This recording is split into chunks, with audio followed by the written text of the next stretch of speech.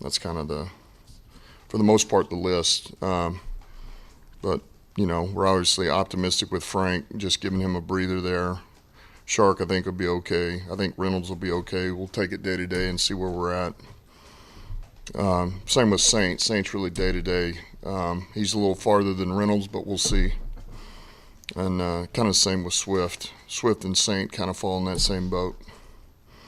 So that's the list. It's not a short list. There's so many skill guys on there. How does that impact what you can do, this week as you get ready? Yeah, that's kind of today. We really went and did what we did last Wednesday. So that's why this day's been pushed a little bit. So more of a mental emphasis, walk through, and then we'll go out and practice here in an hour and we get some timing with the receivers and golf, and then defensively, we're a little healthy over there, so we'll get a little bit more, but we won't be out there long, So it's the same as it's been, man. Next man up. We're ready to roll. Run game has been so strong with you guys establishing that. Mm-hmm. How confident? We saw Craig Reynolds get some touches last game. We saw Jamal Williams. Obviously, how confident if Swift isn't able to play, that those guys can continue to keep you guys heading in that direction? Yeah, real confident. For the most part, Swift was he didn't get a lot of work last week. He got a little bit, but obviously he was a little banged up. So we leaned on Jamal, and he did a hell of a job. And Craig will take a little bit more, and so will Jackson. So it'll be by committee, and we're confident, very confident. Trust those guys. With those opening cuts, just make sure I understand. Swift is a little bit better than maybe you anticipated originally. He's better today, but it's still. I'm just putting him in the same boat as Saint, as in, hey, we'll see where it's at. They're farther away than Reynolds is, Josh Reynolds.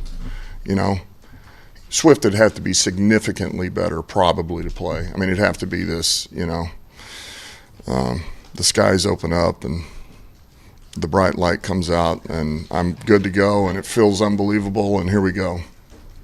How tough is that, just seeing the capabilities he's shown already earlier this season? He looks, and the talent's always been there, but the explosions that he's had earlier in the season, how difficult is it that you probably won't have him this week? No, look, it's certainly, we all know he's a weapon for us, but, we're prepared for this. We knew it would be hard to get through a full season with him being healthy. That's just, that's the nature of the position, and Swift's, man, he's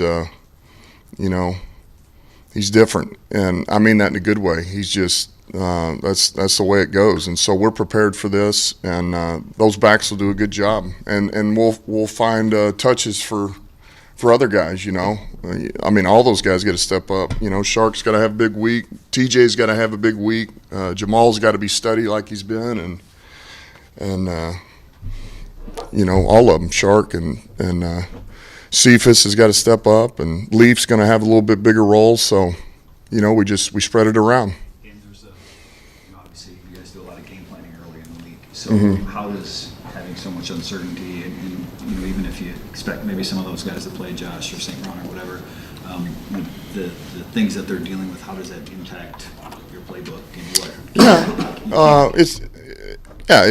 It's not the easiest thing, but you kind of play the odds, and who do we think has the best chance of playing, and you start to lean that way with your game plan early, and then you're prepared to shift if you need to later. But I think you for the most part, you go with where your gut tells you with the guys who are going to play, and then how do we work them into the game plan and give them a chance to have success. I think we all understand you're not really 100% once training camp starts until the end of the year, but it seems like an exorbitant amount of injuries. So where have you been at in terms of evaluation of your training process, your prehab process, with some of these injuries that are mounting across your roster? No, I don't feel like it's something that we did different. I don't feel like it's because of the way that we went about stuff, and I think things happen in this game, and some teams they don't put everybody on these injury reports, and some of them will practice, they don't practice. So I'm just trying to be open and put everybody out here. So I know it obviously looks worse than maybe it is at times, but we look at everything, Justin, and it's not like I'm just blind to the fact that we have injuries, but man, I pay a lot of attention to all that. I look at all the data. We got GPS, we got everything, the way we train, and I look at it all. And I don't feel like it's something that we're doing at this point. But we look, and I'm going to continue to look. I mean, I'm not going to just totally turn a blind eye. I guess the Achilles, you've had 3 of them, the 3 pretty key defensive players now in the last 13 months. I guess sort of the same question. Is there any rhyme or reason to that? Do you have any?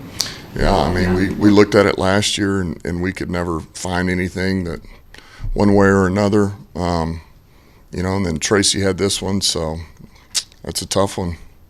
The fact that Jared is playing as well as he is, the offensive line is playing as well as they are, does that ease the injury scenario for the skill position weapons? You got to feel pretty good about the depth that you got at running back and receiver. The fact that Jared's playing so well, been able to spread the ball around, and that offensive line's protected, does that make you feel better about maybe having to go into a game without some of those guys? Yeah, I like those guys, man. I think those guys work well together. Our tackles are playing at a high level right now. It's good to have Frank back, and then Skip is doing a good job for us. And those guys up front trust him. They know how to work together. And I thought Evan stepped up and played pretty good in there at guard. So it's a good unit. They're smart. They know how to work together. Look, you're going to have some things that come up, but yeah, it does. It helps you because they're at the end of the day they're going to be able to hold up and protection, and they understand the run game, and they're smart guys and they're tough. So and they finish.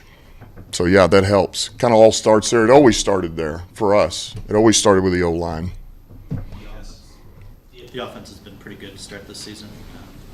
Turned around from last year. Defense is still lagging behind. Points, yards, third downs, red zone, all the key metrics. You guys are near the bottom of the league right now. What's your foundation right now there? What do you guys do well that you feel like you can build out from to maybe start turning this thing around? Well, I think we can be disruptive. When we're disruptive on first down or second down to get them in third, we can be pretty good. Look, I think losing Kaminsky a week ago hurt because he's kind of a guy who sets up all of our stunts. He's unselfish and plays hard, and that sets some things up that. But we're adjusting off of that, and we've got enough to do that. And there again, I think last week the thing that was a little tough is we weren't as disruptive as we've been on first and second down. But I do think that we can do those things. We hit a stumbling block last week, but I think that's the way we have to play. If we can't get them behind the sticks on first or second down, it could be hard on us just with where we're at. But I think our defense is going to bounce back this week. We're kind of curious to see where you go with that third down package. Looked like Aleem McNeil was kind of your early solution. I don't know if that was matchup based with Minnesota, but what did you like about what he offered maybe a little bit more as a pass rusher? Listen, he can, there again, Aleem, he's got a quick first step, and he can push the pocket. If he gets an edge, he can take the edge, and he can also push the pocket. So he doesn't allow that quarterback to step up. He's got to have a big week that way with it. But we've got a few things in that we'll use. We're going to try to maximize what we've got over there roster-wise. But I think those guys will step up this week. We saw the job that Jeff Okuda did, obviously, over this last game. I guess moving forward, you talked about him a little bit entering this game, but what did you learn about him in those type of situations? If he's able to continue to play that way, how does that help the defense? Yeah, I mean, the more that you feel like he can get over there and you tell him that we need you to go play this receiver and man, just get up there and go compete. Use your ability, be aggressive. Finish at the catch point. Those are the things he does well. And he's playing it. He is playing at a high level, and he's got a lot of confidence right now as it pertains to those things. So from that regard, he's really come a long way. And it helps because now you can start to do some things coverage-wise that take pressure off other areas. Do you plan to have him sort of maybe shadow one to either Metcalf or Lockett, using him in the same way because they're both different, obviously, types of receivers? Yeah, I'd rather not divulge that at this time. That's not their offense. I mean, for so long it was Russell Wilson, right? He's not there anymore. How are they different without Russ? What do they do now on offense? Yeah, look, it's still everything starts with a run game. You know, they're a strong unit there, man. This old line will lean on you, and I think Penny's one of the better backs in this league. He's up there.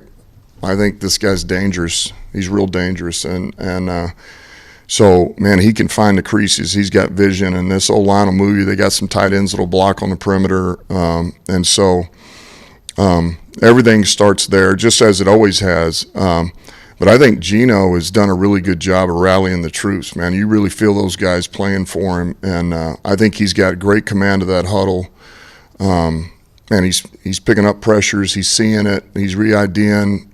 His completion percentage has been on point. They're checking into the right plays versus the right coverage to get explosive plays. You know, I know we say it every week, but this week is huge. If we don't stop the run and then you let Metcalf go and there goes Lockett, that's where you can get in trouble. So, but I think Gino is really pulled that unit together, and they're playing at a high level right now.